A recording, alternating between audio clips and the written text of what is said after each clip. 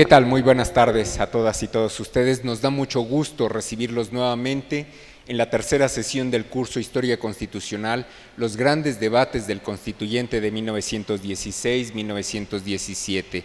A nombre de la doctora Patricia Galeana, directora general del INERM, les damos la más cordial bienvenida. Haré lectura de la síntesis curricular del doctor Felipe Ávila. Muchos de ustedes ya lo conocen porque ha dado diversas conferencias aquí en la institución. Felipe Ávila Espinosa es licenciado en Sociología por la Facultad de Ciencias Políticas y Sociales de la Universidad Nacional Autónoma de México y es también doctor en Historia por el Colegio de México. Se desempeñó como investigador del Instituto de Investigaciones Históricas de la UNAM y en la actualidad es director general adjunto de Servicios Históricos de el INERM. Sus investigaciones se centran en el estudio de la Revolución Mexicana, especialmente del zapatismo y de la soberana Convención Revolucionaria de Aguascalientes. Es autor de numerosos artículos y capítulos en libros colectivos y en revistas especializadas. De su producción académica destacamos los siguientes títulos: Los orígenes del zapatismo, editado en el año 2000, Entre el porfiriato y la revolución, el gobierno interino de Francisco León de la Barra, en 2005, Las corrientes revolucionarias y la soberana convención, editada por el INERM en 2014, y en coautoría con Pedro Salmerón, una obra muy recomendable, Historia breve de la Revolución Mexicana, editada en 2015, ya tiene una reimpresión, ha sido tan exitosa que tiene una reimpresión. La tarde de hoy, el doctor Felipe Ávila abordará el tema de la educación laica. Les agradecería un aplauso para nuestro conferencista. Gracias.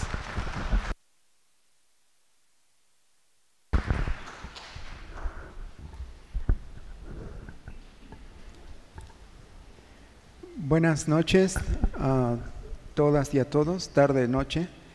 Les agradecemos mucho su presencia en esta ocasión, sorteando el mal tiempo que nos ha tocado. Es doble agradecimiento el que les manifestamos a ustedes por estar aquí.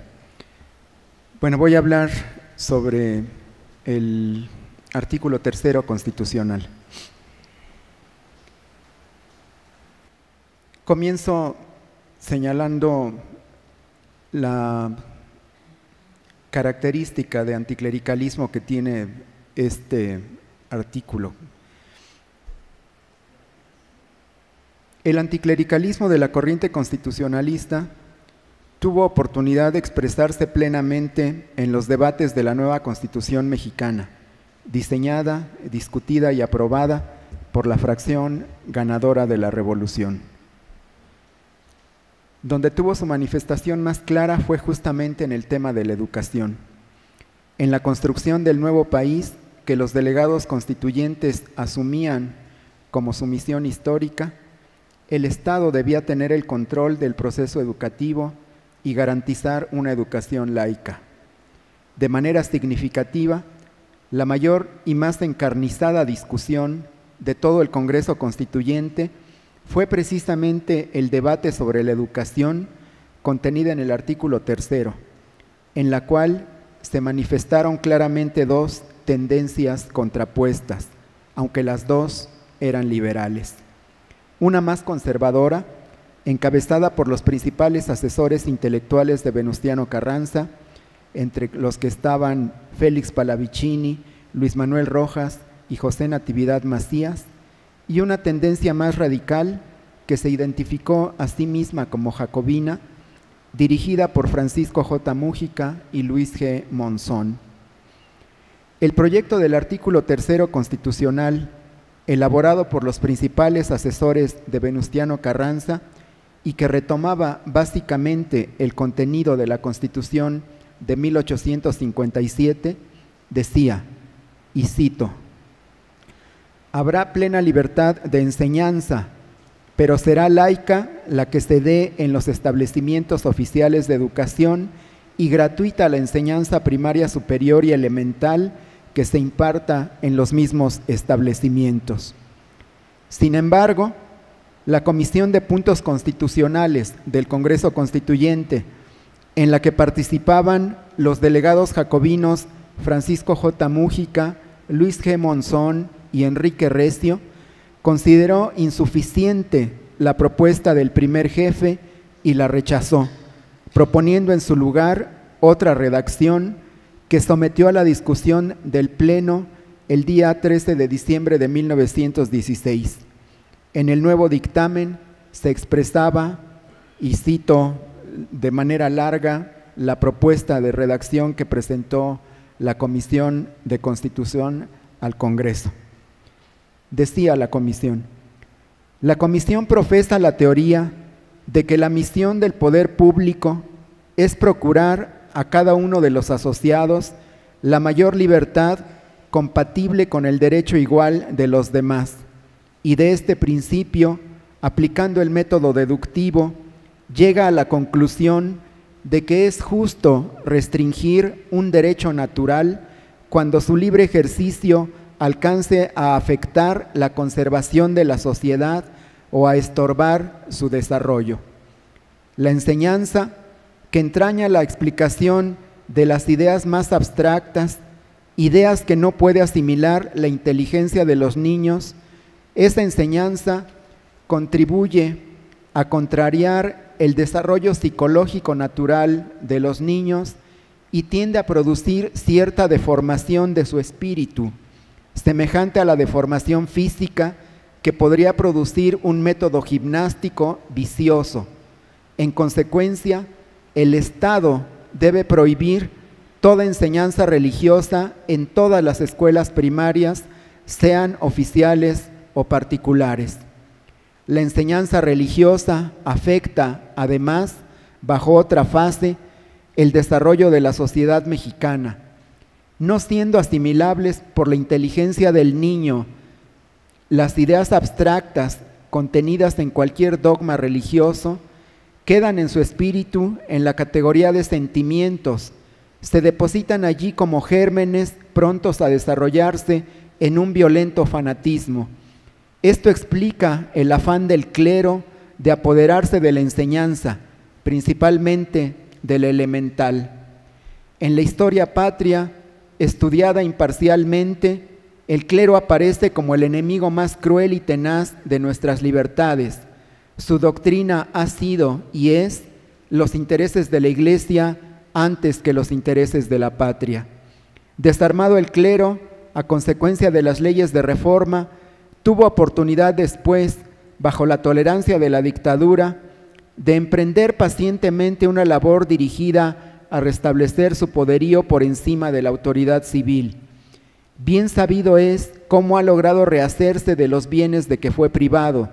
Bien conocidos son también los medios de que se ha servido para volver a apoderarse de las conciencias, absorber la enseñanza, declararse propagandista de la ciencia para impedir mejor su difusión, poner luces en el exterior para conservar dentro el obscurantismo. En algunas regiones, el clero ha llevado su audacia hasta condenar la enseñanza en toda escuela que no se sometiera al programa educativo episcopal. A medida que una sociedad adelanta en el camino de la civilización, se especializan las funciones de la Iglesia y del Estado. No tarda en acentuarse la competencia que nace entre ambas potestades. Si la fe no es ya absoluta en el pueblo, si han comenzado a desvanecerse las creencias en lo sobrenatural, el poder civil acaba por sobreponerse. Este fenómeno se produjo ha mucho en la República. La tendencia manifiesta del clero a subyugar la enseñanza no es sino un medio preparatorio para usurpar las funciones del Estado. No puede considerarse esa tendencia como simplemente conservadora, sino como verdaderamente regresiva, y por tanto pone en peligro la conservación y estorba el desarrollo natural de la sociedad mexicana, y por lo mismo debe reprimirse esa tendencia, quitando a los que la abrigan el medio de realizarla. Es preciso prohibir a los ministros de los cultos toda injerencia en la enseñanza primaria. Excusado es insistir, después de lo expuesto, en que la enseñanza en las escuelas oficiales debe ser laica, dando a este vocablo la significación de neutral. Se ha entendido que el laicismo cierra los labios del maestro ante todo error revestido de alguna apariencia religiosa. La comisión entiende por enseñanza ajena a toda creencia religiosa la enseñanza que transmite la verdad y desengaña del error, inspirándose en un criterio rigurosamente científico. No encuentra la comisión otro vocablo que exprese su idea más que el de laico, y de éste se ha servido, haciendo constar que no es su propósito darle la acepción de neutral indicada al principio. Lo expuesto funda las siguientes conclusiones que sometemos a la aprobación de la Asamblea. Primera, no se aprueba el artículo 3 del proyecto de Constitución. Segunda, se sustituye dicho artículo por el siguiente. Artículo 3.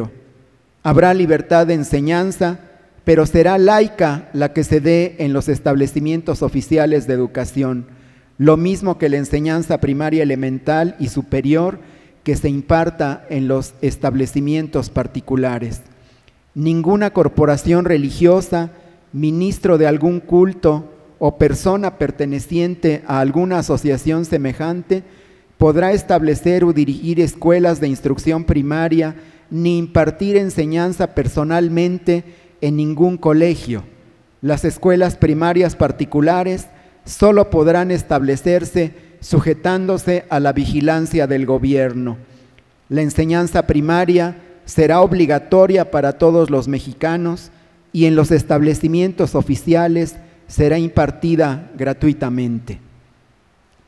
Este largo dictamen, que no tiene desperdicio, establecía con claridad la postura de la fracción jacobina identificada con el general Álvaro Obregón, quien ya por entonces había dejado ver sus aspiraciones presidenciales y para quien el Congreso Constituyente representaba un espacio vital para fortalecer su proyecto político. En este dictamen y en la nueva propuesta del artículo 3, la Comisión hacía gala de su profesión de fe liberal y reivindicaba sus raíces ideológicas de la Reforma. Seguidores del liberalismo radical, sin embargo, no dejaban de advertir la contradicción entre proclamar la libertad de enseñanza en las escuelas oficiales, como lo hacían la Constitución de 1857 y el proyecto del primer jefe, y restringir al mismo tiempo ese derecho a las escuelas privadas, prohibiendo al mismo tiempo al clero la posibilidad de impartir o dirigir la enseñanza básica y superior. El fundamento de esa restricción a un derecho natural era el interés general. Permitir el derecho de impartir educación no laica en las escuelas privadas atentaba contra el desarrollo de la sociedad en su conjunto y, siendo este un fin superior, legitimaba la restricción por el Estado a un derecho natural que así dejaba de ser derecho natural y universal para convertirse en un derecho particular. Pero además, los miembros de la comisión agregaron otro argumento, este de carácter racional y que pretendía apoyarse en criterios científicos y psicológicos. La religión y el pensamiento religioso eran contrarios al avance de la ciencia y representaban una deformación para el desarrollo intelectual del niño. La mente infantil, según los comisionados, no podía asimilar las ideas abstractas en las que se sustentaba el pensamiento religioso y se deformaba su desarrollo cognoscitivo, lo cual podía llevar al extremo del fanatismo. Para los comisionados, herederos del liberalismo radical e influidos por el pensamiento positivista, en el fondo, la verdadera contraposición era entre la religión y la ciencia, así como era nocivo inculcarle al niño nociones contrarias a la verdad empírica que le provocaban una deformación, en el ámbito de la sociedad ocurría el mismo proceso. En la medida en que el Estado se consolidaba, la sociedad se emancipaba de la tutela religiosa, de la fe y de la creencia en lo sobrenatural, y el poder civil se imponía. Sin embargo, la Iglesia se aferraba a mantener su dominio del ámbito educativo, el que formaba las conciencias, y por eso debía combatirse y neutralizarse esa postura reaccionaria. Como se observa, había fuertes reminiscencias del positivismo que había predominado en la ideología de las élites gobernantes y culturales en las décadas anteriores a la Revolución, en el razonamiento esgrimido por la Comisión para rechazar el artículo propuesto por Carranza. Para reforzar su planteamiento, además, los liberales jacobinos de la Comisión agregaron dos elementos nuevos: la obligatoriedad de la enseñanza primaria y su gratuidad en los planteles públicos. El Estado asumía así a plenitud su responsabilidad de definir y controlar la educación, sus contenidos, sus medios y la obligación de impartirla a toda la población mexicana de manera gratuita en su etapa primaria. El tutelaje y el control del proceso educativo serían uno de los pilares del moderno Estado mexicano al que el constitucionalismo triunfante no podía renunciar. Para ello, necesitaba maniatar aún más a la Iglesia Católica, que representaba para esos propósitos su principal adversario político y sobre todo su principal adversario cultural e ideológico. La discusión del artículo se inició el 13 de diciembre de 1916. Por la trascendencia de la discusión, a ella asistió el primer jefe Venustiano Carranza, lo cual motivó intervenciones salameras hacia su persona de prácticamente todos los oradores que intervinieron en esta primera discusión, entre ellos Múgica y los demás delegados jacobinos que habían rechazado la propuesta de Carranza. En su intervención, Francisco J. Múgica señaló que en esos momentos tenía lugar el momento más solemne de la Revolución, porque en esa discusión sobre el tema educativo, y cito a Múgica, se trata nada menos que del porvenir de la patria, del porvenir de nuestra juventud, del porvenir de nuestra niñez, del porvenir de nuestra alma mater, que debe engendrarse en los principios netamente nacionales y en principios netamente progresistas. Fin de la cita. Muy pronto, Múgica puso las cartas sobre la mesa, haciendo alarde de su anticlericalismo. Y cito nuevamente a Múgica: soy enemigo del clero, porque lo considero el más funesto y el más perverso enemigo de la patria. Se cierra la cita.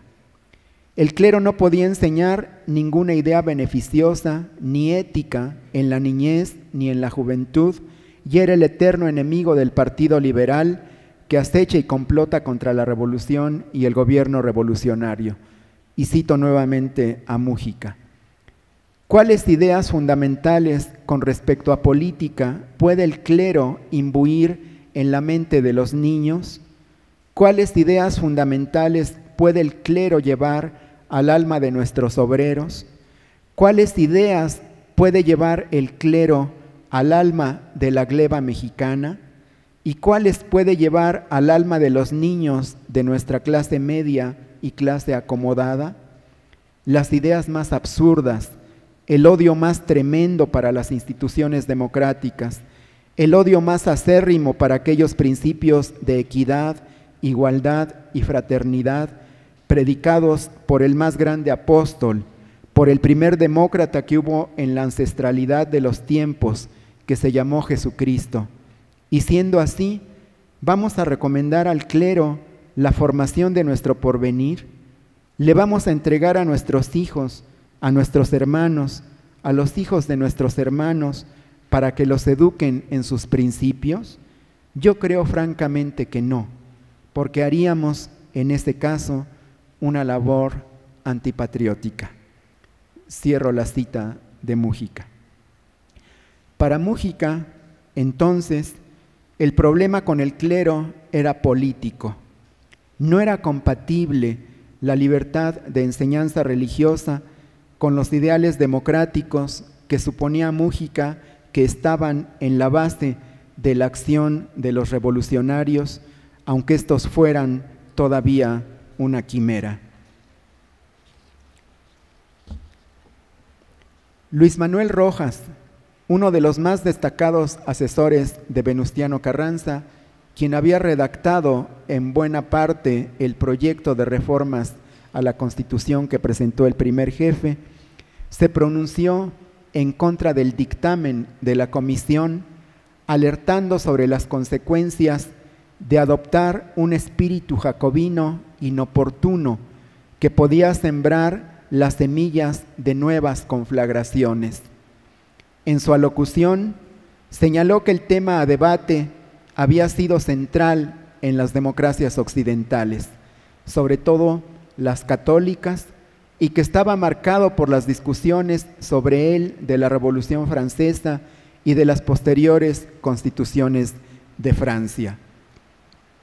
En las naciones católicas, el jacobinismo, decía Luis Manuel Rojas, se había justificado por la presencia y el peso de la Iglesia, pero consideraba que el anticlericalismo tenía que guardar proporción con la importancia del clero y que el tono jacobino de la propuesta de la comisión era exagerado y anacrónico para México, sobre todo después de las limitaciones impuestas al clero por las leyes de reforma. Como otros intelectuales positivistas del Porfiriato, antes que él habían señalado, para Luis Manuel Rojas, la exageración de esas leyes llevó a que no se aplicaran y a una política moderada respecto a ellas por parte no solo de Porfirio Díaz, sino también de Francisco I. Madero. No obstante, Luis Manuel Rojas asumía que la mayoría de los delegados era partidario de esa postura jacobina y señaló que, en el fondo, lo que estaba detrás del rechazo al proyecto del primer jefe era una conjura del grupo obregonista, que por razones políticas estaba bloqueando las propuestas de Carranza para infligirle una derrota en el Congreso Constituyente, por lo cual a él y a los otros connotados delegados carrancistas que habían pertenecido al conocido bloque renovador, se les acusaba injustamente de reaccionarios y de querer un artículo tercero al gusto del clero católico. Para Luis Manuel Rojas, el jacobinismo no se justificaba en tiempos de paz, en donde lo prioritario no era continuar con la división de la guerra, sino la suma de voluntades para construir, y conminó a los delegados al Congreso a salirse de la inercia provocada por la guerra. Y cito a Luis Manuel Rojas: yo comprendo sin dificultad que un señor general X, ameritado, patriota, valiente, liberal, despreocupado y solamente atento a saber cumplir su papel como soldado, venga a la plaza de Querétaro e incendie los confesionarios de todas las iglesias en la plaza pública, que funda las campanas, que se apropie las escuelas del clero, como lo ha hecho el señor Aguirre Berlanga en el estado de Jalisco, y hasta que cuelgue a algunos frailes. Todo esto me parece perfectamente explicable entre nosotros. Nadie lo condenará en el momento de la guerra, si es hombre imparcial e ilustrado.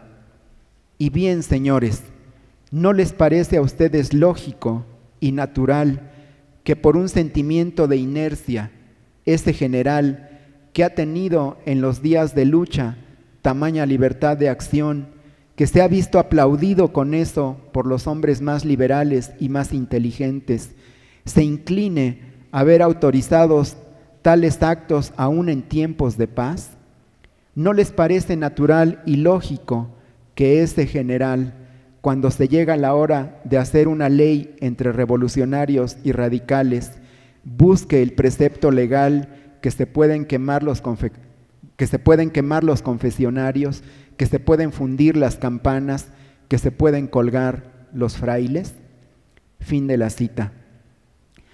Para el delegado carrancista, las únicas diferencias entre el artículo propuesto por Venustiano Carranza y el de la comisión eran que al proyecto del primer jefe le faltaba la palabra obligatoria y que la restricción para que el clero pudiera enseñar, Carranza lo incluía en el artículo 27 y no en el tercero, aunque consideraba que pedir que en las escuelas particulares no se enseñara religión era una exageración innecesaria, y valoraba también como escandalosa la postura antirreligiosa que aparecía en los motivos de la comisión.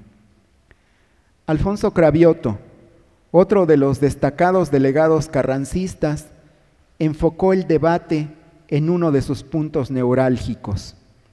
El dictamen de la comisión atentaba contra la libertad de enseñanza, no del clero, sino de toda la población mexicana, y lo calificaba como, y cito a Cravioto, arbitrario, impolítico, imprudente, insostenible, secularmente regresivo y tan preñado de consecuencias funestísimas para nuestras labores constitucionales, que de aceptar el criterio excesivo de este dictamen tendremos, si somos lógicos, que dar al traste con muchas de las preciadas conquistas consagradas ya en la Constitución de 1857, que debemos mejorar, pero nunca empeorar.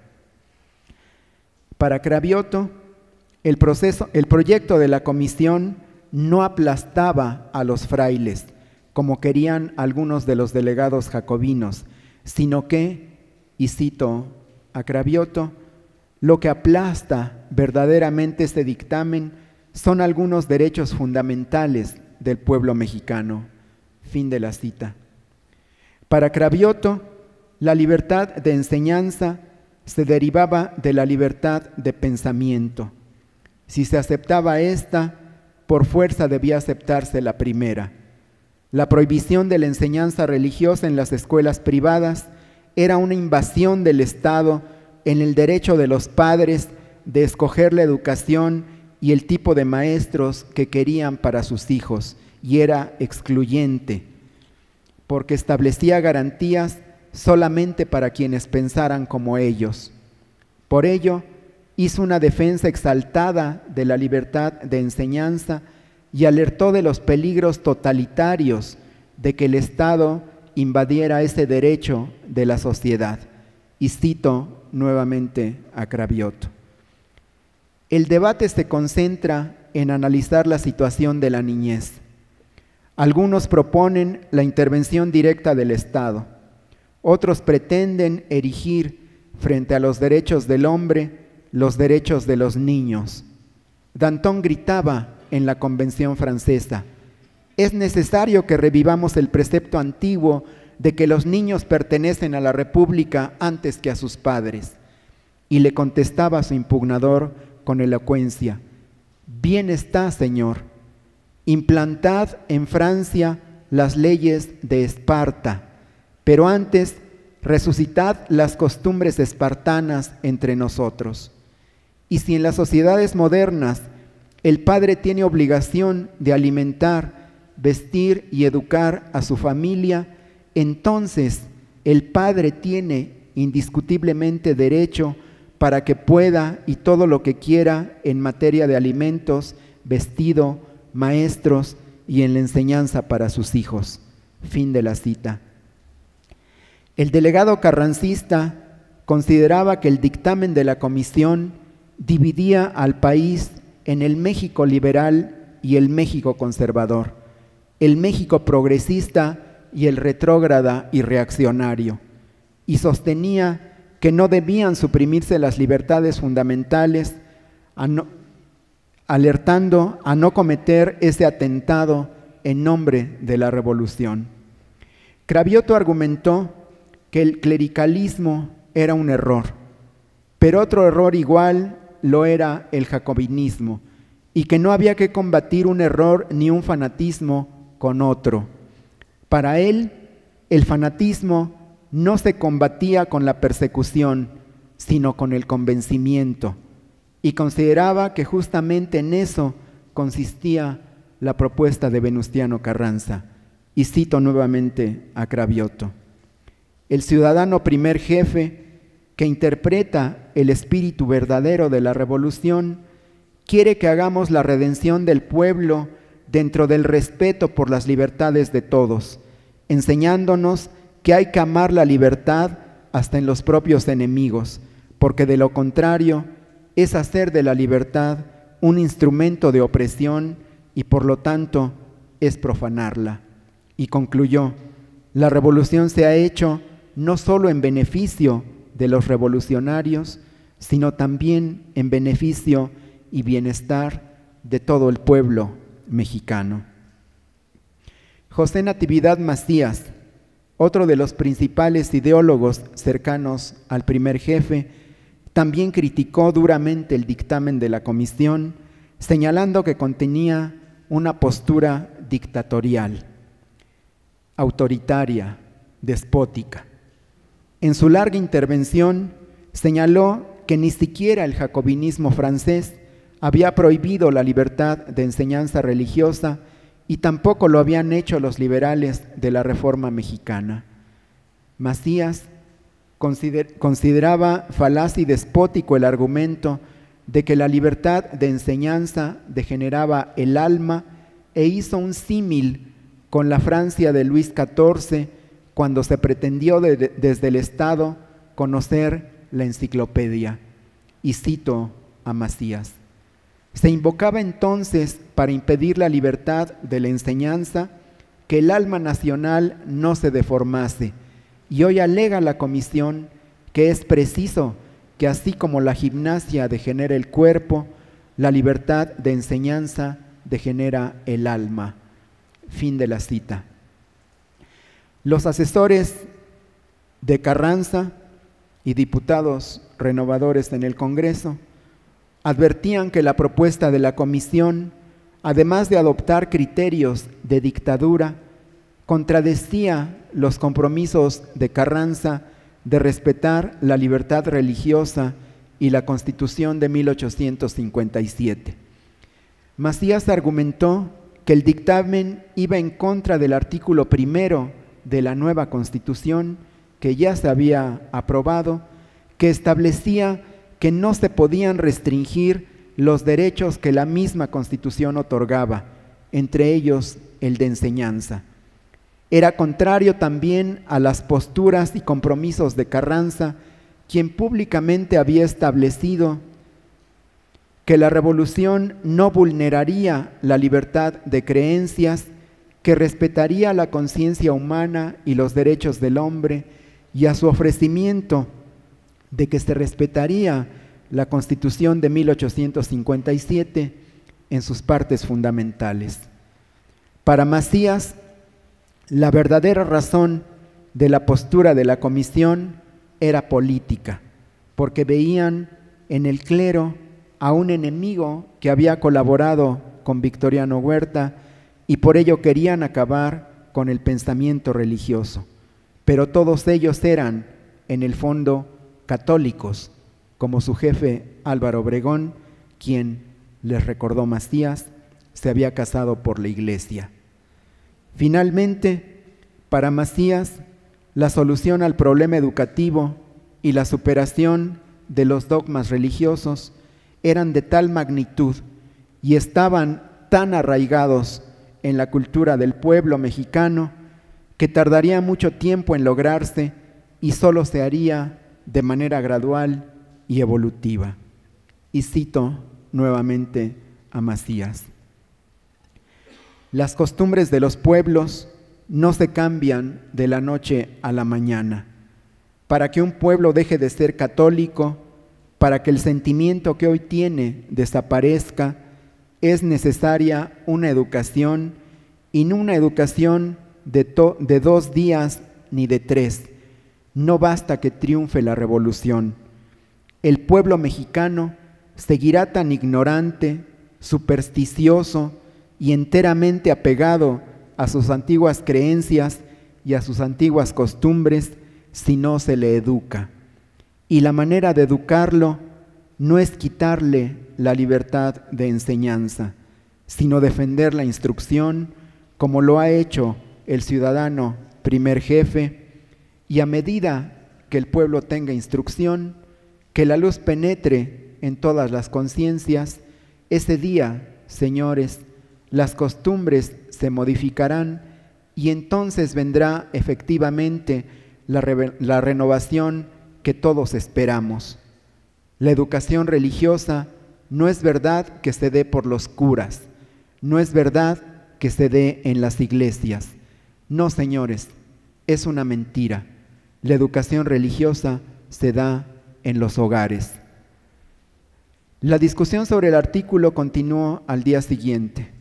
En ella, Macías volvió a hacer uso de la palabra y en su alegato reconoció que la inmensa mayoría de los constitucionalistas eran religiosos y respetuosos de la religión, y de forma irónica espetó a sus contrincantes jacobinos. Y cito a Macías: si un día se reunieran en una plaza o en un campo todos los generales y su tropa constitucionalista, y si a esa hora pasara un cura con todos los ornamentos, oficiando y llevando al Santísimo, yo estoy seguro que casi no habría uno solo de ellos que dejara de arrodillarse. Hay un hondo sentimiento religioso en este pueblo, y es natural, ha sido la educación de muchos años. Fin de la cita. Félix Pallavicini, otro de los principales intelectuales orgánicos del carrancismo, también hizo ostentación de su credo liberal y señaló que, gracias a la reforma y a la aceptación del liberalismo, se habían superado prácticas que hasta entonces habían prevalecido dentro del propio Congreso mexicano. Los constituyentes del 57, dijo Pallavicini, iban a misa antes de iniciar sus deliberaciones. Gracias a la reforma, señaló, se había superado el problema religioso. Y cito a Pallavicini: como liberales, hace más de 50 años que resolvimos el problema religioso. El problema político religioso no existe en México. Para Pallavicini, la única diferencia entre el proyecto de Carranza y el de la comisión era que el primero no era hiriente contra el clero.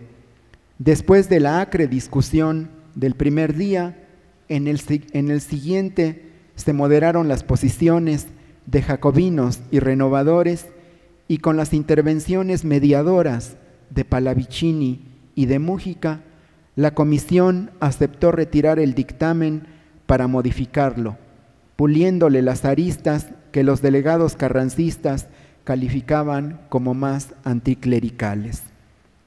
Sin embargo, al día siguiente, para sorpresa de los delegados carrancistas, la comisión mantuvo su punto de vista y presentó básicamente la misma redacción y el mismo contenido originales. Pallavicini protestó airadamente y calificó como una traición de la comisión presentar el dictamen como lo había hecho. Mújica defendió la propuesta y dejó en claro que esa fue la decisión de una reunión secreta que tuvieron con un grupo de los asesores carrancistas la noche anterior, en la que resolvieron mantener la redacción original porque se reafirmaba la ideología que debía tener la nueva Constitución. Pallavicini le contestó que se debía solo al capricho y al amor propio de la comisión el mantener su propuesta original, que ya había aceptado en la discusión anterior que no era el lugar para poner las restricciones a la Iglesia en la parte en que iban las restricciones al poder público, y que con su empeño en presentar el artículo en su versión anterior, solo querían evidenciar la derrota política del primer jefe. El problema era solo de lugar, no de forma ni de contenido, según Pallavicini, y lo cito: nosotros estamos de acuerdo desde el punto de vista liberal, radical, del Congreso Constituyente Jacobino. Estamos conformes con la restricción. No hay aquí ideales reaccionarios. Ninguno de nosotros tiene ganas de defender a los curas ni al clero. Fin de la cita de Pallavicini. Luis Manuel Rojas, quien había redactado la propuesta original de Carranza, expuso que en ella había plasmado las ideas del primer jefe y que su contenido y su forma no eran distintas a las de la comisión, e insistió en que era un problema de lugar que tenía inconveniencias políticas, porque según él, si las restricciones al clero estaban al principio, en el artículo 3, y cito: la gente va a espantarse, porque supone que vamos a acabar aquí, Dios sabe cómo, que llevamos el automóvil sin frenos y que todo mundo teme una catástrofe. Fin de la cita. Los delegados afines a Carranza, que se sabían en minoría, entendieron que si estaban de acuerdo en el contenido y en la forma, la razón del conflicto no era esa, y siguieron tratando de evidenciar que lo único que pretendían los jacobinos era mostrar la derrota política de Carranza. Desean verlo fracasar como jefe y como hombre ante la historia y como político, dijo uno de ellos. Sin embargo, aunque discursivamente los diputados afines a Carranza trataran de minimizar las diferencias y presentarlas como un problema político, los delegados carrancistas no podían eludir que había un problema de fondo. El proyecto del primer jefe no quería abrir un nuevo frente de batalla contra el clero, y por lo tanto el espíritu anticlerical del ala jacobina del Congreso representaba un obstáculo que buscaba salvar. El anticlericalismo de los delegados jacobinos no era compartido por los intelectuales carrancistas, y esta era una diferencia fundamental con profundas consecuencias políticas. Pero además había también otra diferencia significativa ante la libertad de enseñanza. Los jacobinos asumían el deber del Estado de regularla e impedirla en el caso de la educación religiosa, postura rechazada tajantemente por los asesores de Carranza. No obstante, la correlación de fuerzas en el Congreso estaba a favor de los jacobinos, por lo que los delegados carrancistas, más experimentados y hábiles en las lides parlamentarias que sus noveles contrincantes, hicieron uso de sus recursos oratorios para tratar de debilitar a sus adversarios. Uno de sus puntos de apoyo, que constituía otra diferencia de fondo, era la defensa de la Constitución de 1857. Para los delegados carrancistas, ese texto seguía siendo vigente y solo necesitaba de algunas reformas, pero no ameritaba su derogación. Más aún, el rescate de la Constitución del 57 disiparía la incertidumbre de sectores que temían que estuviera gestándose una nueva constitución despótica. Según Pallavicini, el proyecto de Carranza no solo recuperaba el texto fundacional del 57, sino que incluía también todas las reformas que planteaban los diputados radicales.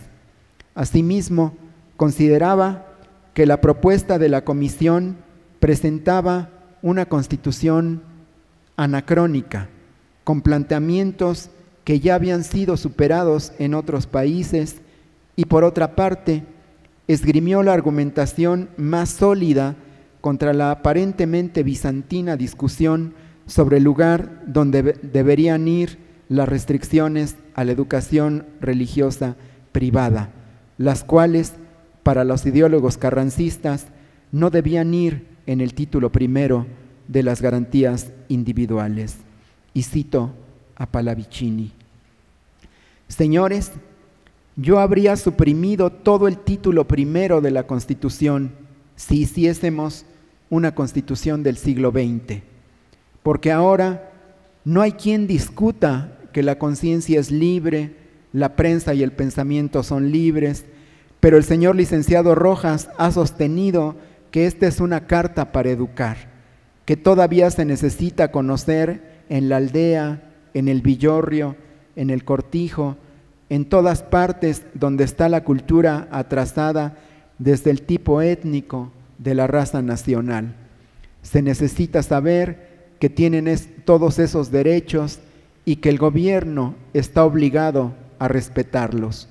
Son pues las garantías individuales obligaciones para el gobierno. Son las garantías individuales un código de limitaciones al poder público. Todas las leyes de reforma, es decir, los artículos en donde se trata de las corporaciones religiosas, la reglamentación de estas, la separación de la Iglesia y del Estado, está en la Constitución íntegramente puesto. ¿Qué faltaba poner? Que las corporaciones religiosas no pueden tener establecimientos de educación, pues pongámoslas en su lugar, no en las limitaciones al poder público, sino en el artículo 129 sobre las relaciones entre el Estado y la Iglesia. Y sí, fin de la cita. El artículo 129 expresaba que, y decía el artículo, corresponde exclusivamente a los poderes federales ejercer en materia de culto religioso y disciplina externa la intervención que designen las leyes. La Iglesia y el Estado son independientes entre sí. El Congreso no puede establecer leyes estableciendo o prohibiendo religión alguna. Era en este lugar en donde Pallavicini consideraba que se debía incluir la prohibición al clero para dirigir escuelas primarias y superiores, e hizo una última oferta a los jacobinos. Y cito a Pallavicini: estamos dispuestos a aprobar antes la restricción y después el artículo 3. ¿Qué más podemos ofrecer? Vamos a desenmascarar el asunto, vamos a dejar caer el antifaz. Se quiere desechar el artículo del primer jefe. Es un golpe que no es de la Cámara, no es para 50 votos, es para 15 millones de habitantes. Es un golpe electoral. El diputado José María Truchuelo, del ala jacobina, volvió a poner la discusión en el terreno de la contraposición entre religión y ciencia, identificando al clero como enemigo histórico del pueblo y manifestando enfáticamente que el Estado tenía el deber de garantizar el ejercicio de la libertad de pensamiento mediante la ciencia y separando la religión de la educación. Y desde luego estaba en contra de permitir la educación religiosa en las escuelas. Y cito a Truchuelo: si a los niños se les invita a recibir instrucción primaria, a aprender aritmética, geografía, etcétera, y resulta que no van a aprender eso, sino catecismo, esto es un engaño que no debe permitir el Estado. No les prohíbe que aprendan catecismo, pero sencillamente la escuela no es el lugar a propósito, pueden hacerlo en sus casas, en los templos, pero no debemos permitir que el Estado tolere todas esas presiones que atacan a la verdadera libertad de enseñanza. En este mismo sentido, argumentó el delegado González Torres, y cito: nosotros pretendemos única y exclusivamente salvaguardar a la niñez. Pretendemos evitar que se inculque en sus cerebros, cuando está incapacitada para seleccionar lo que es bueno de lo que es malo, ideas absurdas y cuando no está demostrado científicamente. Queremos impedir a toda costa que haya establecimientos religiosos que impartan la instrucción primaria, elemental y superior, porque estamos convencidos de los pésimos resultados que han dado. Las religiones están perfectamente corrompidas y se han convertido en una trama de cuentos y leyendas, de absurdos y de aberraciones con las que procuran envolver la inteligencia y el corazón de los niños con objeto de apropiarse del ser futuro y después poder manejarlo a su antojo, siempre con fines bastardos. Fin de la cita. El delegado jacobino Espinosa, con el triunfo seguro que les daba su mayoría en la asamblea, sostuvo que el clero no se podría levantar de esa derrota. Y cito al diputado Espinosa: se dice que si nosotros sostenemos el artículo 3º, tal como está presentado por la comisión, provocaremos probablemente las iras del clero y se levantará arrollador y majestuoso un movimiento clerical que llevará por bandera la Constitución de 1857.